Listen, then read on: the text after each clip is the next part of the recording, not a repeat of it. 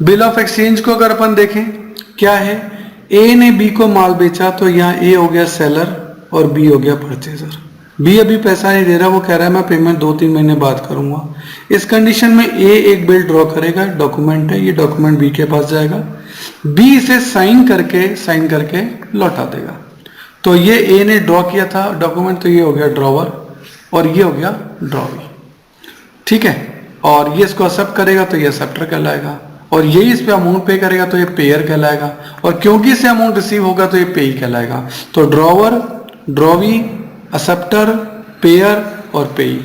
ये जो बिल है ये ए के पॉइंट ऑफ व्यू से बी आर है और बी के पॉइंट ऑफ व्यू से बीपी है। डॉक्यूमेंट एक ही है लेकिन पॉइंट ऑफ व्यू ए के हिसाब से बी आर का है, बिल रिसीवेबल का, और बी के पॉइंट ऑफ व्यू से बीपी का है। ये बी आर ए के लिए एसेट है और यही बीपी बी के लिए लायबिलिटी है, ठीक है।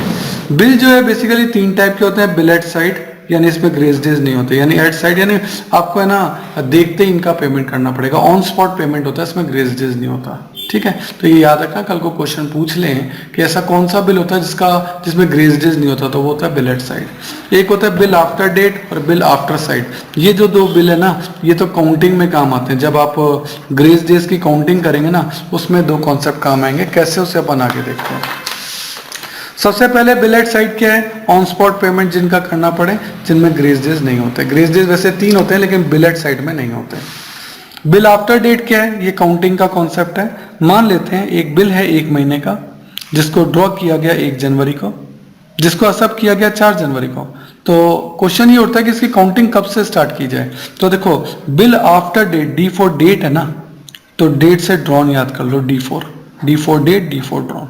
तो यहां से चालू करना है 1 महीने की काउंटिंग। 1 जनवरी से 1 महीना हो गया 1 फरवरी प्लस 3 दिन ग्रेस के, ये हो गया कितना, 4 फरवरी। तो ड्यू डेट आंसर जो है वो क्या आ गया, 4 फरवरी। यही अगर बिल आफ्टर साइट होता ना, यहाँ तो आफ्टर डेट था, अगर ये आफ्टर साइट होता तो साइट में ड्रॉन की डेट नहीं लेनी, वो एक्सेप्ट की लेनी है, ठीक है। तो अब ये बिल 1 महीने का है, 1 जनवरी को लिखा गया, 4 जनवरी को एक्सेप्ट हुआ। अब काउंटिंग पिछली बार तो 1 जनवरी से स्टार्ट की थी, अब के साइट में जो एक्सेप्ट से लेना है और ये 4 जनवरी से होगा। 4 जनवरी में 1 महीना जोड़ो 4 फरवरी, 3 दिन जोड़ दो 7 फरवरी। तो इस बार ड्यू डेट जो आंसर आएगा वो 7 फरवरी आएगा। तो देखो यहाँ 4 फरवरी आया, यहाँ 7 फरवरी आया, क्योंकि यहाँ काउंटिंग 1 जनवरी से चालू हुई, यहाँ काउंटिंग 4 जनवरी से चालू हुई। तो कॉन्सेप्ट है थोड़ा सा स्पेशली देख लीजिएगा, ठीक। ग्रेस डेज क्या होते हैं, तो ग्रेस डेज काम आते हैं ड्यू डेट की कैलकुलेशन में। ये 3 दिन होते हैं, इसमें भी आपको डेट का ध्यान रखना पड़ेगा। अगर आपका ग्रेस डेज जोड़ने के बाद जो ड्यू डेट आई वो कोई नेशनल हॉलिडे है, नेशनल हॉलिडे का मतलब 15 अगस्त, 26 जनवरी, 2 अक्टूबर, 25 दिसंबर, क्रिसमस होता है और कोई भी संडे, अगर ऐसा कोई नेशनल हॉलिडे आ गया तो इस कंडीशन में आपको, क्योंकि ये तो प्री डिटरमाइंड है, पहले से ही पता है, तो इस कंडीशन में 1 दिन पहले पेमेंट करना पड़ता है। लेकिन ये इमरजेंसी हॉलिडे आ जाए, जैसे कि कर्फ्यू लग गया, बॉम्ब ब्लास्ट हो गया, कुछ हो गया, तो इस कंडीशन में आपको पेमेंट जो है वो 1 दिन शिफ्ट हो जाता है, आगे चला जाता है। ये इमरजेंसी है, इसमें पहले पेमेंट आप नहीं कर सकते, इसमें 1 दिन बाद पेमेंट करना होता है, ठीक है। इसमें एक लीप ईयर का कॉन्सेप्ट भी ध्यान रखना है। इसके लिए एक लर्न कर लो टॉपिक कि ईयर 2000 जो है वो आपका लीप ईयर था।